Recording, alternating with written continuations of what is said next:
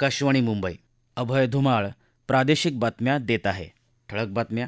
राज्यातल्या 29 महानगरपालिकांच्या निवडणुकीसाठी नामनिर्देशन पत्र भरण्याची प्रक्रिया सुरू.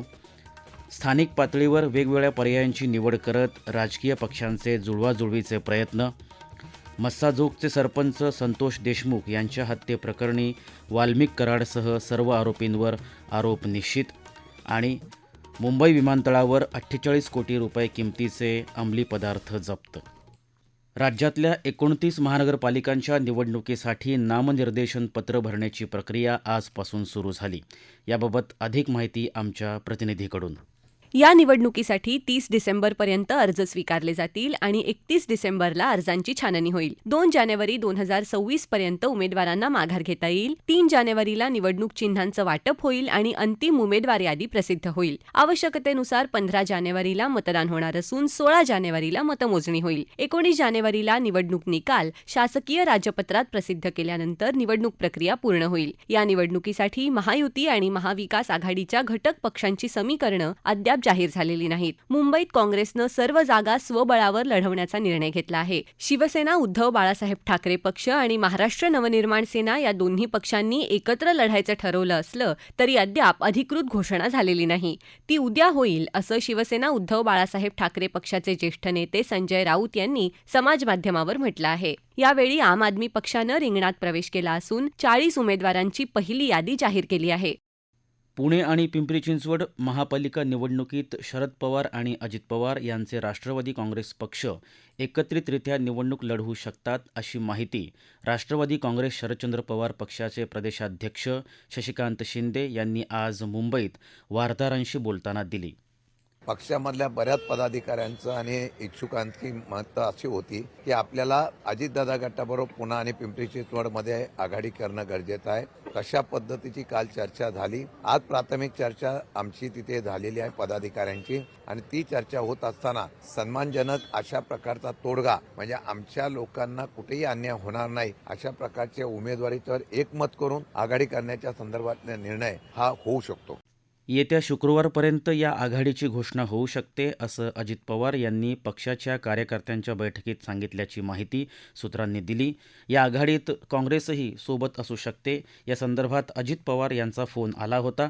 अंतिम निर्णय प्रदेशाध्यक्ष हर्षवर्धन सपकाळ आणि इतर नेत्यांशी चर्चा घेऊन होईल असं आमदार सतेज पाटील म्हणाले.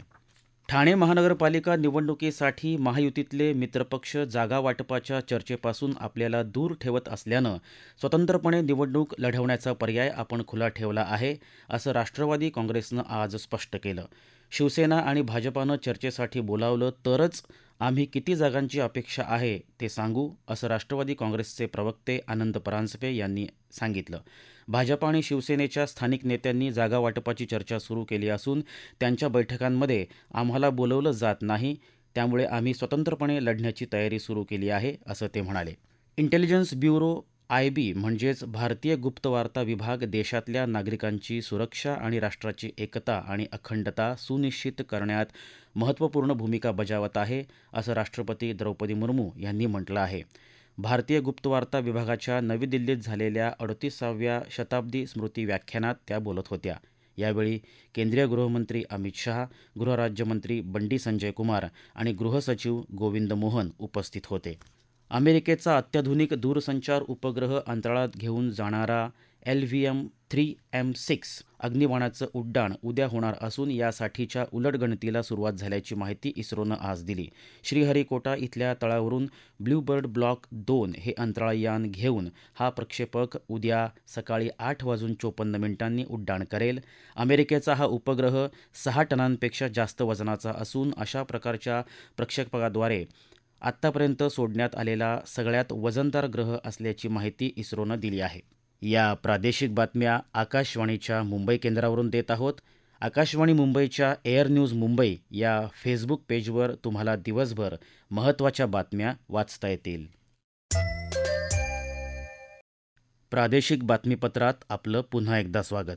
मस्साजोगचे सरपंच संतोष देशमुख यांच्या हत्येप्रकरणी वाल्मिक कराड आणि त्यांच्या सहकाऱ्यांविरोधात आज आरोप निश्चित झाले. वाल्मिक कराड आणि त्यांच्या साथीदारांनी ही हत्या केल्याचं आरोपपत्रात नमूद आहे असं विशेष सरकारी वकील उज्ज्वल निकम म्हणाले. कारागृहात असलेल्या आरोपींना हे आरोप वाचून दाखवण्यात आले. त्यांनी हे सर्व आरोप फेटाळल्याची माहिती निकम यांनी दिली.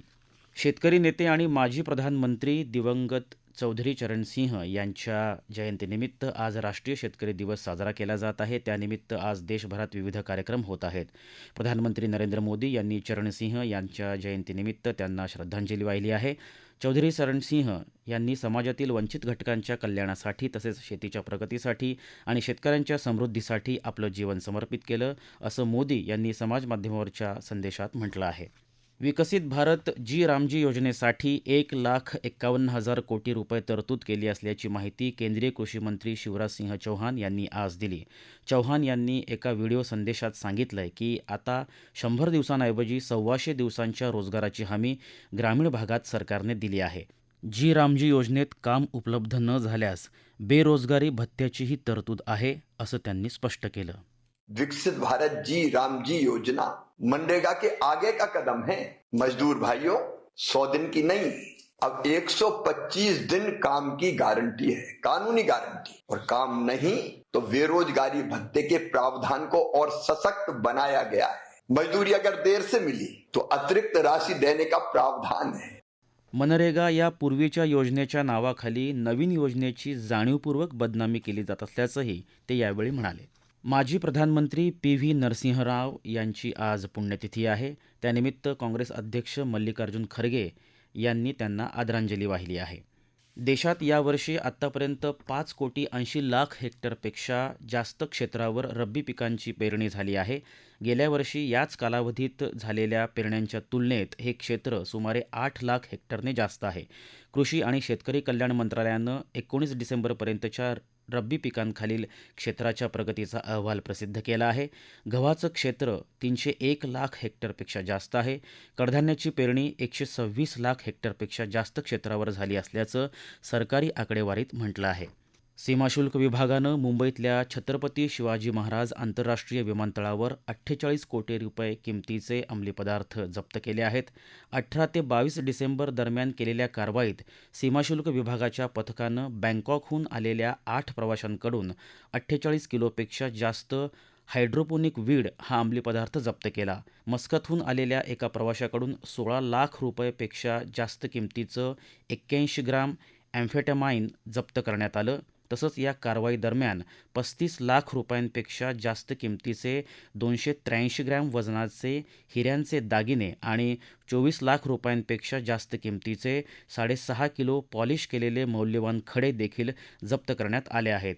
त्याचप्रमाणे 22 डिसेंबरला फुजरोहला जाणाऱ्या प्रवाशाकडून 45 लाख रुपयांपेक्षा जास्त किमतीचं परदेशी चलन देखील जप्त करण्यात आलं आहे. ठळक बातम्या पुन्हा एकदा. राज्यातल्या 29 महानगरपालिकांच्या निवडणुकीसाठी नामनिर्देशन पत्र भरण्याची प्रक्रिया सुरू. स्थानिक पातळीवर वेगवेगळ्या पर्यायांची निवड करत राजकीय पक्षांचे जुळवाजुळवीचे प्रयत्न. मस्साजोगचे सरपंच संतोष देशमुख यांच्या हत्येप्रकरणी वाल्मिक कराडसह सर्व आरोपींवर आरोप निश्चित. आणि मुंबई विमानतळावर 48 कोटी रुपये किमतीचे अंमली पदार्थ जप्त. याबरोबरच आकाशवाणी मुंबई केंद्रावरचं हे प्रादेशिक बातमीपत्र संपलं. पुन्हा भेटूया संध्याकाळी 5 वाजता आकाशवाणी मुंबईच्या पुढच्या बातमीपत्रात. नमस्कार.